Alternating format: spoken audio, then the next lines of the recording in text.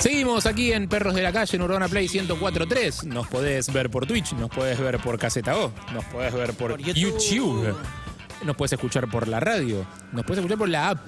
También. Y todo eso. Y también podés página. pensar en nosotros mientras no nos escuchas. Eso es lindo. Y nos aparecemos en tus sueños. Eso también es lindo. Ay, qué lindo. Avisanos. Sí, por favor, obvio. 116861-1043. Estamos en una comunicación con un actorazo, gran actor y guionista de la escena argentina. Quizás las generaciones actuales o los que lo estén conociendo ahora lo recuerden en el futuro como Bardo del Marginal. Ajá.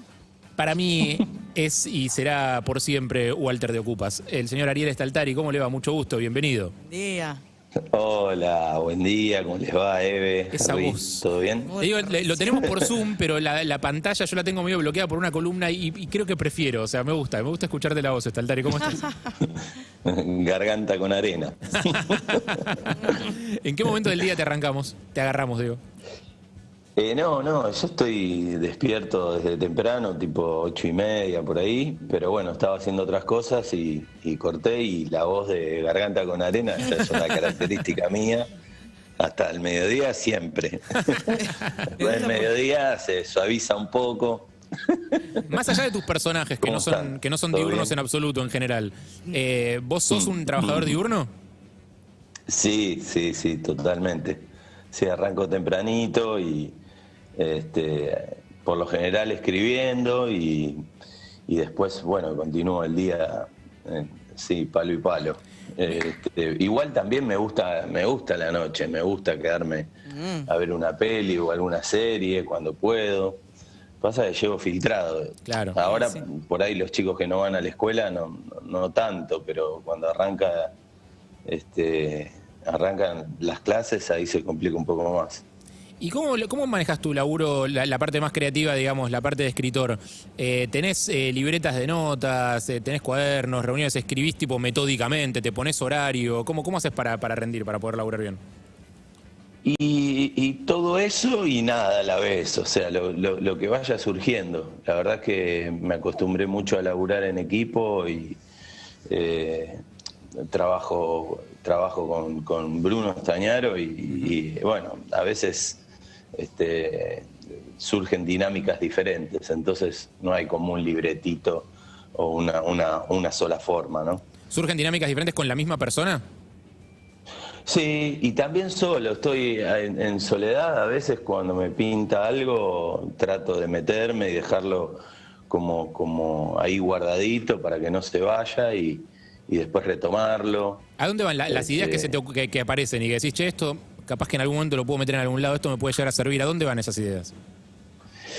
No, bueno, abro algún documento y por ahí le pongo algún título momentáneo y trato de ver qué pasa con eso, de jugar. Yo soy muy de meterme en lo lúdico con todo lo que hago. Medio que me tomo la vida así. Así que mis notas también son desde ese lugar. Eso te iba a preguntar, Ari. Buen día acá, Eve. Quería Buen saber, día, Eve. Buen día, si a tus personajes te llega el guión, digo, ya que tenés la magia del guionista, ¿haces esas propuestas o decidís entregarte a lo que te dan? Por lo general lo hice siempre, sin darme cuenta que después, muchos años después, iba a terminar siendo guionista. Era algo como innato en mí recibir el guión, pero no porque soy anárquico ni nada por el estilo, simplemente porque me gusta potenciar por ahí las líneas de diálogo, lo que sea, y siempre lo hice como actor, ¿no? Lo que pasa es que era inconsciente de que eso iba hacia un camino del guionista. Claro. Y una vez que lo descubrí, o que me lo descubrió, mejor dicho, Bruno, y yo empecé a darme cuenta que eso estaba bueno, ahora lo hago. Por ejemplo, en El Marginal tuve también la suerte y la libertad que me dio Sebastián Ortega para poder jugar también con mis escenas. Claro. Entonces, ahora es algo inevitable que yo trate de ver qué puedo aportar y tal vez no tenga que aportar nada, ¿no? Porque las cosas estén demasiado bien como para que yo las rompa, o tal vez sí, y uno nunca sabe. Claro, Está también, bueno siempre que los actores en el set puedan potenciar su trabajo. claro, también hay que ver, digo, cuánto querés que el personaje se parezca a vos, digamos, y a tu Ariel más real y cuánto no, me imagino. Sí, claro, o tal vez que algo que digas tenga organicidad, ¿no? Claro. Y tal vez decirlo así, WhatsApp, no modifica lo que es las líneas de lo que está impreso en ese papel, pero sí te queda mejor a vos, te queda más cercano, en un registro más verdadero. Bueno, se acaba de estrenar la 4ª temporada del Marginal, se disparó a la mierda el tema de las vistas, la gente medio que se volvió loca. Mal. Se veía venir como que Sí. le iba a ir bien, pero tanto, no sé si los sorprendió a ustedes, ¿cómo los agarró?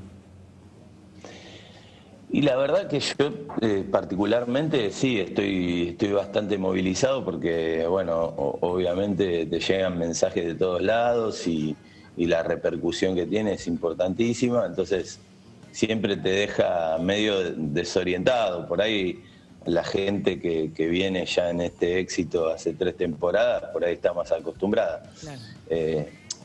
Me pasó lo mismo con Ocupas, se reestrenó Ocupas y te digo que hasta mayor cimbronazo recibí todavía porque una serie que se había estrenado hacía 20 años, que se vuelva a estrenar y que cause el revuelo que causó fue verdaderamente impactante. ¿Sabes que me interesa charlar con vos ese tema? Digo, si tenés algún tipo de reflexión al respecto, porque cuando se estrena Ocupas en primera, la primera vez, en su momento, 2001 debe haber sido, era una serie que reflejaba el estado de una Argentina en ese momento, en la antesala de lo que iba a ser la peor crisis de nuestra historia económica.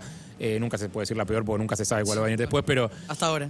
pero fue un momento que no tenía precedentes en la historia argentina y había un clima social muy particular y Ocupas venía a retratar un poco eso, cierta cuestión del descreimiento, estos jóvenes medio nihilistas, digo, había un montón de cosas de cómo estaba contada esa historia que era muy del momento. Me interesa saber si pensaste, capaz que no sé, digo, ¿por qué conectamos tan bien 20 años después con una serie que contaba aquella Argentina? Bueno, sí, fue en el año 2000, ¿no? Nosotros fuimos medio de la antesala de lo que después ocurrió en el 2001 y toda esa locura. Y 20 años después vuelve a tener como un impacto bastante importante en nosotros, pero más allá del marco social, que quizás lamentablemente mucho no ha variado, también impacta porque es una historia hermosa de vínculos y de amistad y que creo que eso no tiene fecha de caducidad y que va a perdurar por el resto de los días, ¿no? Es cuanto más pasa el tiempo, más lindo y más hermoso es ese vínculo de amistad entre estos 4 flacos. Y creo que eso es lo más poderoso. Después, obviamente, hay un contexto que lo atraviesa y que uno no se puede hacer el distraído y que lamentablemente lo mira y alrededor en estos tiempos 2022 y seguimos en la misma, ¿no? Y eso, recién cuando vos hacías referencia a que nunca se sabe cuándo se puede estar peor, a mí me salió una sonrisa, pero una sonrisa de tristeza, si se quiere, porque Sí. es lamentable que tengamos que decir eso, reflexionar de esta forma, ¿no? Pero bueno, es lo que nos toca, qué sé yo. Sí, sí, un poco sí. No, y lo otro que pensaba también es, me interesa también tu visión como guionista. Yo o sea, vi de vuelta Ocupas, lo vi en su momento, la vi de vuelta ahora, 20 años después, agradecido por poder lograr la calidad que está, digo, que es algo que quedaba ahí, viste, había quedado pendiente.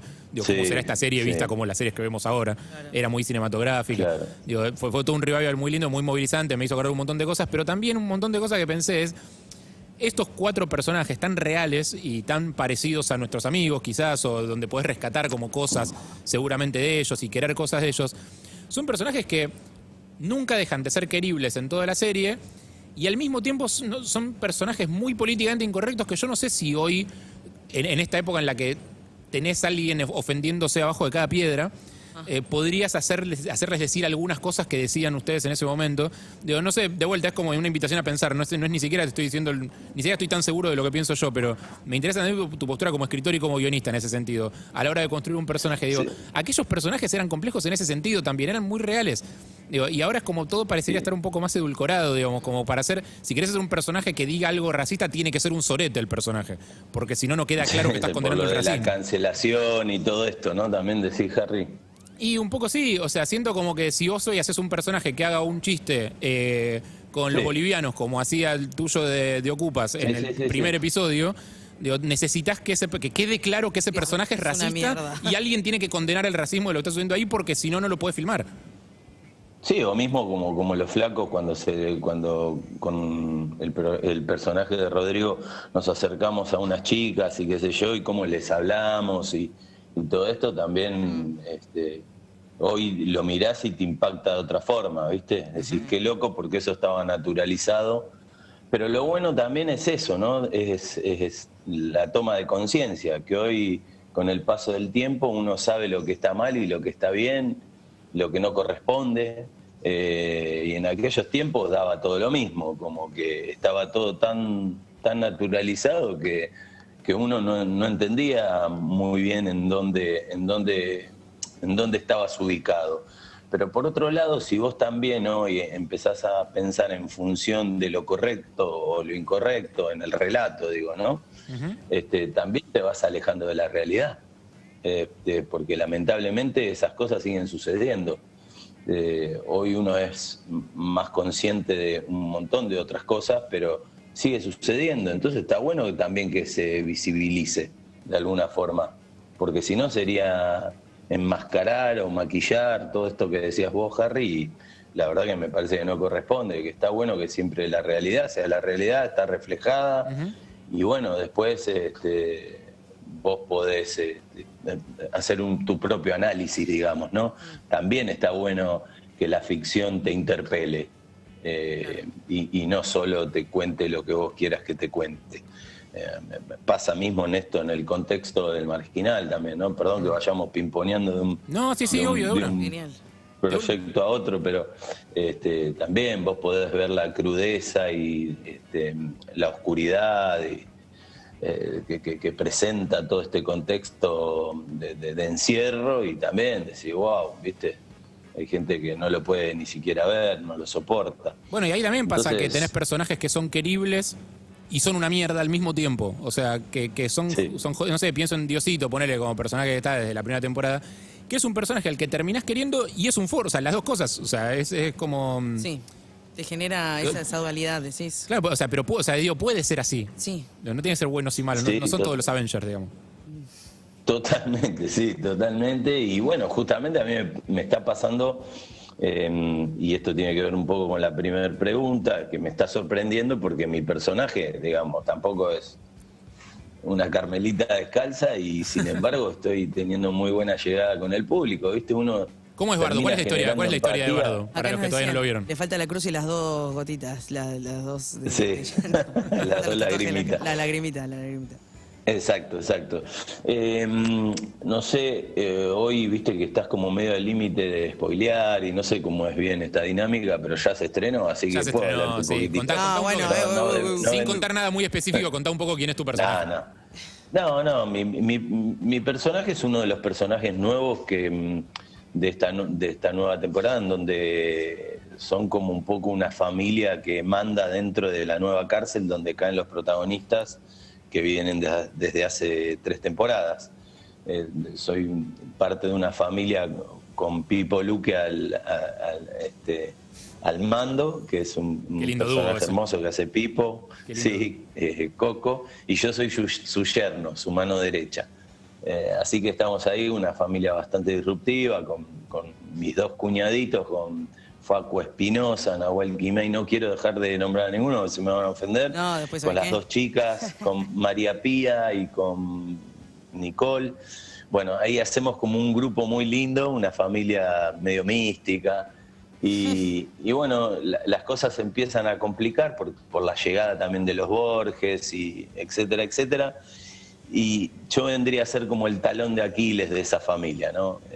Los Borges quieren quedarse con el poder de ese nuevo espacio, y creo que en mí encuentran la oportunidad. Claro. Después yo tengo mi propia, sin dar demasiado detalle, yo tengo después mi propia historia, es una historia muy fuerte, de amor, y es una historia que tiene como muchas cosas que van desde lo introspectivo, ¿no? Contradicciones y un sufrimiento ahí que no revelado, y lo que más me gusta es eso, ¿no? El misterio que tiene mi personaje y todo lo no dicho que tiene mi personaje, que es lindo, es una curva que me permitió mostrar un quiebre dentro. Claro. Bueno, sí, hermoso, hermoso. Una reseña sin arruinar nada. La hermoso, sin spoiler, gracias, Ariel. Muy prolijo, muy prolijo.